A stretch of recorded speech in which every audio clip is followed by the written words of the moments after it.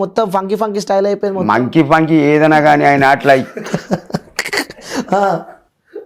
I not like. వద్దంట funky వద్దంటావు నువ్వు. నిండు షార్ట్ నైట్లో షార్ట్ ఎవడన్నా తొడిగి నాకు కనబడ్డాడు అనుకో ఇట్లా లుంగి లేదా ఇంట్లో లుంగి కట్టు. నా అల్లుడు నా బిడ్డమగుడు 2-3 సార్లు షార్ట్లా కనబడ్డాడు. చెడ్డీ దిగేదో ముడ్డి కొత్తా అన్న. చెడ్డీ కనబడ్డది అనుకో ముడ్డి కొత్తా. లుంగి కొనుక్కో 100 రూపాయలకు శుభ్రంగా ఉంటుంది దానిక. నీకు అవసరం ఉన్నప్పుడు అక్కడ దానికి ఇడు, తర్వాత మీదికి కట్టుకో. అది బెస్టా ఈ షార్ట్ బెస్టా? ట్రెండ్ ఫాలో కావాలి కదా. ఏం ట్రెండ్? నా బొంగుల ట్రెండ్. బండి మీద పెట్టాడు షార్ట్ వేసుకొని పోతాడు టర్ర అని. ఈ అవ్వ సిగ్గులేట్ దిందా అనుకుంటుంది. ఇక మొత్తం కనపడే ఇంకేం మిగిలిందిరా.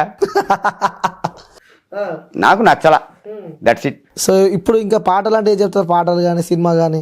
సినిమా అది కాదు, ఇప్పుడు ఈ ట్రెండింగ్ నడిచే సినిమా ఒకటి బిగ్ బాస్లో అతని పేరు ఏం పేరు? ఏది రైతు బిడ్డ పల్లవి ప్రశాంత్. కూర్చో నాయన, నువ్వు కూర్చో. పల్లవి ప్రశాంత్ రైతు బిడ్డ ఓకే. నువ్వు బురదలో దిగినవా, నాటేసినవా, నారు వీకినవా, నాటినవా, వడ్లు కోసినవా, వరి కోసినవా, వడ్లు కుప్పగొట్టినవా? రైతు అంటే ఎరికేనా? నువ్వు ఎక్కడనో చదివచ్చి బిగ్ బాస్లో నేనే హీరో అని చెల్లిరో. నేను వాడతా చూడు పాట. రైతన్నో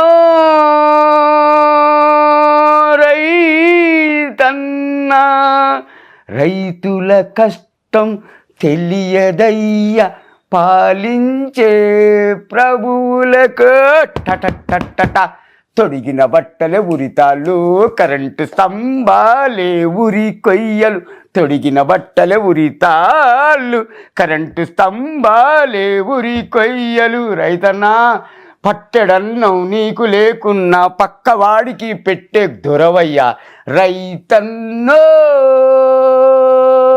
రైతన్నా కన్న పిల్లలు కరెంటు తీగలకు బలైపోతుంటే కన్నీళ్లు తుడుచుకొని భూమిని నమ్మి బువ్వ తీసే దొరవరా.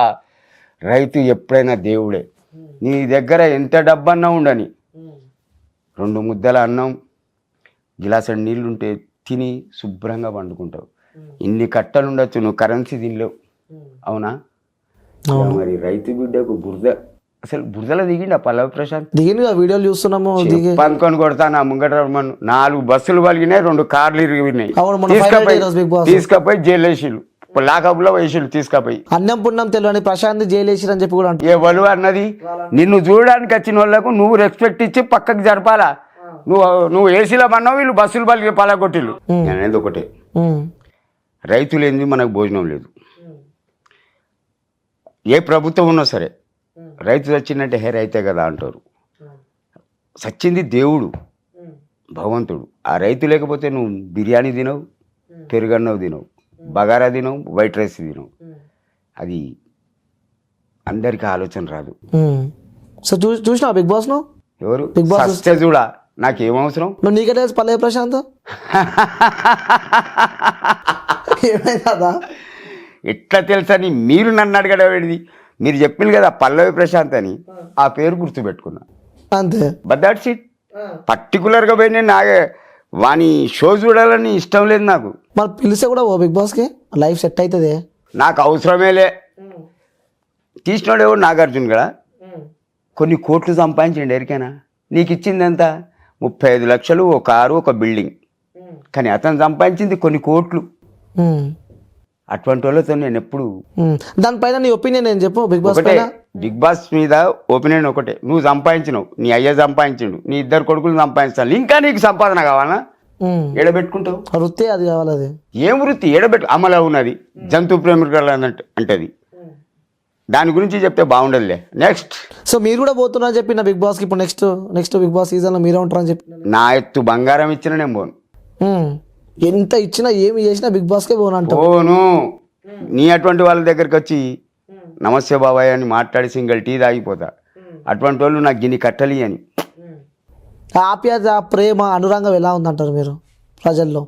ఇంకా చూడండి, భార్య భర్త కానీ, భర్త భార్య కానీ, ఒకప్పుడు అమ్మ చూసి కడుపు చూసి భోజనం పెట్టేది.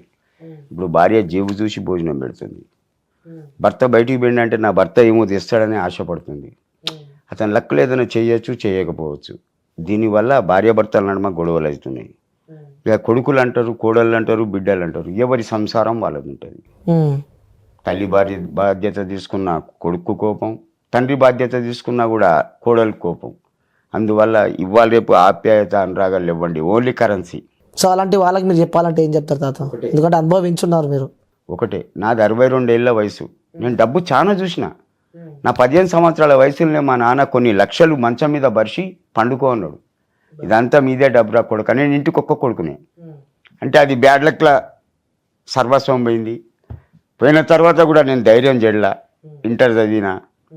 నాకు 4 అక్కలు, ఒక చెల్లె. హెల్త్ ఖరాబ్ అయి ఉండి ఒక చెల్లె జరిగిపోయింది.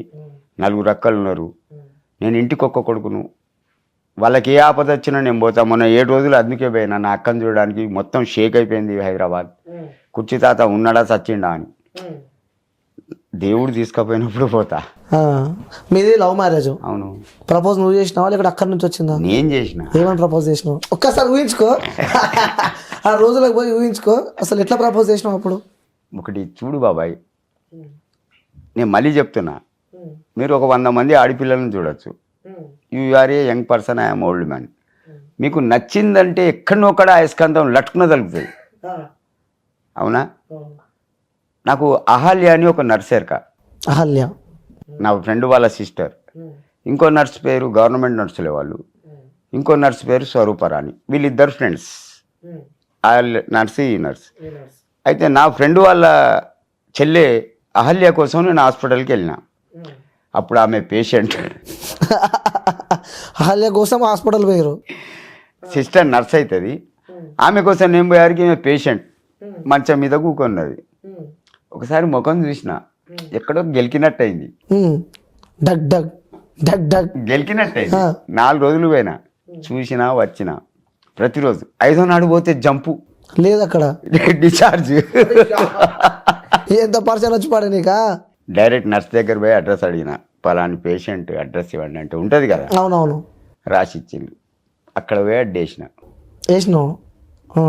వాళ్ళ ఇంటి ముంగట కొద్దిగా దూరానికి ఒక గుడి ఉంటుంది, హనుమాన్ల గుడి. అక్కడ మన అడ్డ. 1 రోజు, 2 రోజులు, 3 రోజులు, 4 రోజులు, 5 రోజులు, ఒక వారం, 10 రోజులు వేడి చేసిన. అవుతున్నావు చెప్తుంటాను. ఒక రోజు అన్ఎక్స్పెక్టెడ్ ఇంట్లోకి వెళ్ళింది. అవుతుందా కాదా అని చూసిన. ఆమె ఓ బ్యాగ్ వేసుకున్నది, బురికేసుకొని బయటికి వెళ్తాను. చూసిన కొద్ది దూరం పోయే వరకు అక్కడ ఒక కొత్త బస్ స్టాండ్ ఉంది హన్మకొండలో. అది దాటే వరకు చూసి వెనక పోయినా. వేడిగా నాకు డైరెక్ట్ బాగా ఎక్కడికి చూసింది. సెంటర్కి వెళ్తున్నా అండి. ఏ సెంటర్? ఆమె ధైర్యాన్ని కూడా ఒక దండం అండి. సూపరా. ఏ సెంటర్ అన్న? బట్టలు కుట్టే పని నేర్చుకోవడానికి వెళ్తున్నా. ఎక్కడ నడువని, ఆమె ముంగటనే వెనక, ఆమె ముంగటనే వెనక. అందానికి పోయి చూసిన. సంథింగ్ ఒక వారం తిరిగినామండి, ఎక్కువ లేదు. ఏ గార్డెన్ పోలే, ఎక్కడికి పోలే. ఒక వారం తిరిగిరా? వారమే. అట్లా ఒక అరగంట, గంట ఆమెతోటి. ఆ తర్వాత జంపు జిలాని లేచిపోయి పెళ్లి చేసుకున్నావు. ప్రపోజ్ చేయలే నువ్వు అప్పుడు? ఎందుకు చేయలే? ఐ లవ్ యూ చెప్పేసిన కదా. ఏమని చెప్పారు? I love you to, you love to me. First మీరు ప్రపోజ్ చేసిరా? ఒక్కసారి చెప్పారు, అటు చూసి చెప్పారు ఒకసారి. అది బాగుండదు, బయటికి పోతుంది. ఒక్కసారి చెప్పు, ఒకసారి మా కోసం చెప్పండి. ఒకటి బాగినండి, ఒకటి బాగినండి. ఏ ఆడిపిల్ల అయినా కూడా లవ్ సక్సెస్ అయినా ఫెయిల్ అయినా ఆమె ముంగట మనం అన్నాం అనుకో, ఎంతైనా కొంచెం అన్నా ఇది అనిపిస్తుంది. Ego ego ego self respect, ego. అవునా కదా? అవును. మీరు చెప్పినప్పుడు యాక్సెప్ట్ చేసిందా? ఇక్కడ లవ్ యూ టు మా ఇంట్లో కూడా ఎవరు ఆమెకు అన్రెస్పెక్టెడ్గా బిహేవ్ చేయలే, సంతోషపడ్డారు. ఇంటికి ఒక్క కొడుకును. ఓహో. ఎవరు ఆమె నేను అన్రెస్పెక్టెడ్గా బిహేవ్ చేయలే, రిజెక్ట్ చేయలే, ఓకే అన్నారు. అందరు వచ్చి పెళ్లి చేసారు, అయిపోయింది, కథం కేల్ కథం, దుకాన్ బంద్, హ్యాపీగా ఉంటున్నా అంటూ. సో ఇప్పుడు మీ వైఫ్ మీ పక్కనే ఉంది, ఆమె గురించి చెప్పాలంటే ఏం చెప్తారు మీరు? ధైర్యస్తురాలు, చాలా ధైర్యం ఎక్కువ అంటాం. ఆ ధైర్యమే ఆమె ధనం, దానికి తోడు నేను. అంతే సార్. ఏంటంటే ఆమె ధైర్యానికి వద్దండం. నా గురించి ఆమె చావడానికైనా రెడీ, ఆమె గురించి నేను 10 మందిని చంపడానికైనా రెడీ. వెనుకకు పోను. ఈ ఫేస్ని ఎందుకు దాస్తారు ఎరికైనా? అది మా సిద్ధాంతం. భర్త ముంగటనే ఫేస్, పిల్లల ముంగట అంతే. ఇంటి ముంగటికి ఎవడైనా వచ్చినా డోర్ పెట్టి మాట్లాడు. కానీ ఓల్డ్ కాదు ఇప్పుడు, ఆమె వయసు బాగా పెరిగిపోయింది, 60 వరకు ఉంటుంది. నేను కొంచెం లూజ్ చేసి పెడతా, దట్స్ ఇట్. ఇంట్లోకి ఎవరైనా వస్తే కూర్చుండే పెడతా, లేదా బయట కూర్చేసి కూర్చుండే పెడతా. నేనున్నా లేకున్నా రెస్పెక్ట్ ఇస్తుంది. మంచి రెస్పెక్టబుల్ ఫ్యామిలీ అంటారు. కూర్చోబోయి బయట పోయి అని బయటనే చేరేస్తుంది. ఓకే. నేను ఇంట్లో లేకపోతే నేను వచ్చేంత వరకు వెయిట్ చేస్తారు, ఏదైనా కావాలంటే మాట్లాడతా. అంటే తాత ప్రతి లైఫ్లో ఫ్రెండ్స్ అనేవాళ్ళు చాలా ముఖ్యం లైఫ్లో. ప్రతి మనిషికి ఒక ఫ్రెండ్ ఉండాలి. అది అతను నిస్వార్థపరుడు అయి ఉండాలి. అవసరానికి ప్లేటు కలిపి తినిపించాలి, గుంజుకొని తినాల. స్నేహాని కన్న మిన్న లోకాన లేదురా, కడవరకు నీడలాగా నీతో నడుచురా.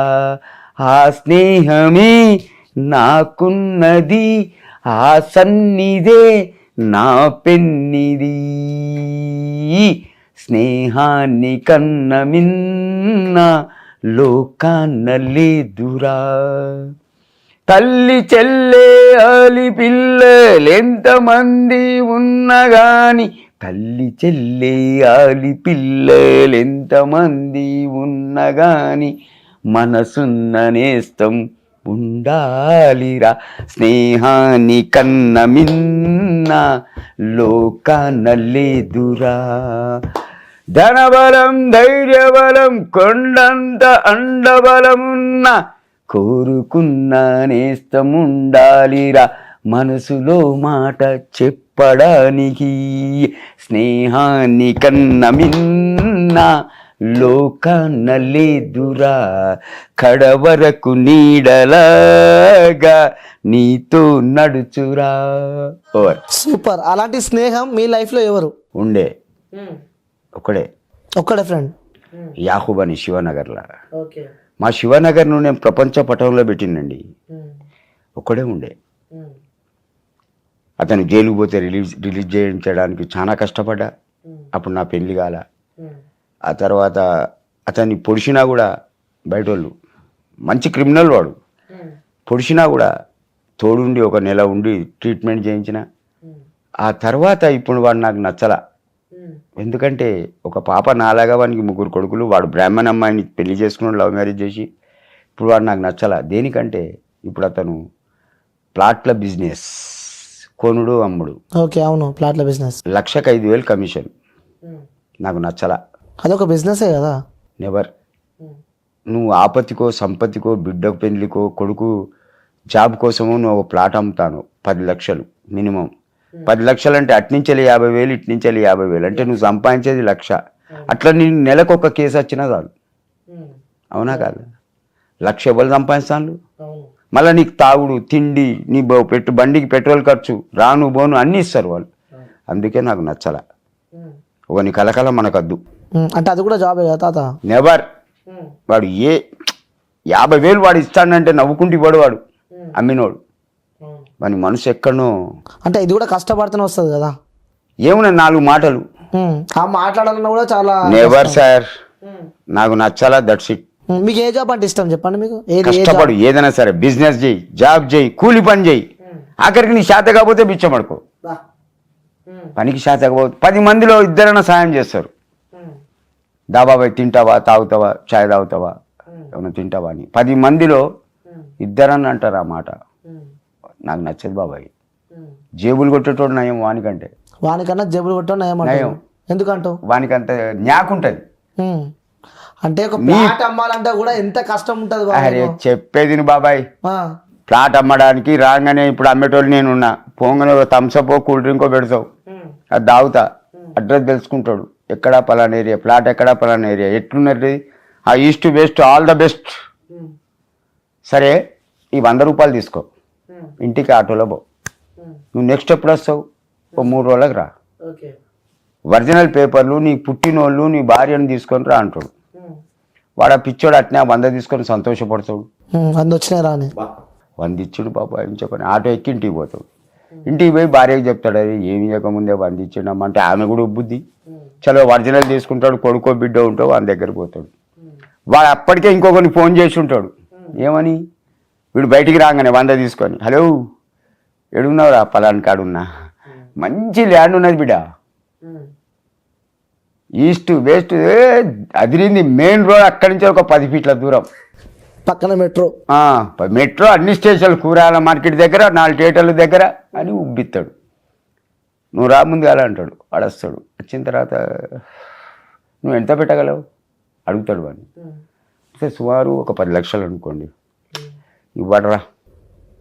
అంత మంచి ల్యాండ్ 10 లక్షలు దొరుకుతుంది. 100 గజాలు చలి మినిమం 15 లక్షలు కావాలి. కాకపోతే నీ గురించి 1 లక్ష తక్కువ చేయిస్తా. అట్లా సెటిల్మెంట్ అవుతుంది అంటావు. వీడు బందా తీసుకున్నట్టు పోగానే వీడిని పిలుస్తాడు. 3వ నాడు క్యాష్ తీసుకొని రా, కథం సెటిల్మెంట్ చేయి, నువ్వు పోయిగా వాణి అయిపోయింది పని అయిపోయింది. వాణి పంపిస్తాడు. వీడు పిచ్చోడు ఏం చేస్తాడు, కొడుకో బిడ్డో ఉంటే భార్యను తీసుకొని ఒరిజినల్ తీసుకొని వస్తాడు.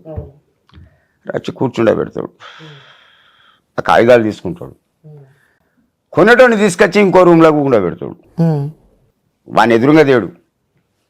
పదాలు తెలియని పెదవులకు అమృతవాక్యం అమ్మ. సంతానలేమి సమస్యతో బాధపడుతున్న ప్రతి స్త్రీమూర్తి బాధను మేము అర్థం చేసుకోగలం. 49 వరల్డ్ బెస్ట్ ఎంబ్రియాలజీ ల్యాబ్ మరియు జిల్ట్రిక్స్ అలారం సిస్టాన్ని మొట్టమొదటిసారిగా ఏపీ మరియు తెలంగాణలో ఈ నెల 9న ప్రముఖ సినీ నటి స్నేహ, స్పెయిన్ దేశానికి చెందిన international senior embryologist Javier Herrera గారు ప్రారంభించారు. ఈ శుభతరుణంలో రక్త పరీక్షలు, AMH test, RBS, semen analysis, ultrasound scan, follicle scan ఈ నెల 31 వరకు ఉచితంగా అందిస్తుంది. 49 49 అంటే సంతానం, 49 అంటే సంతోషం.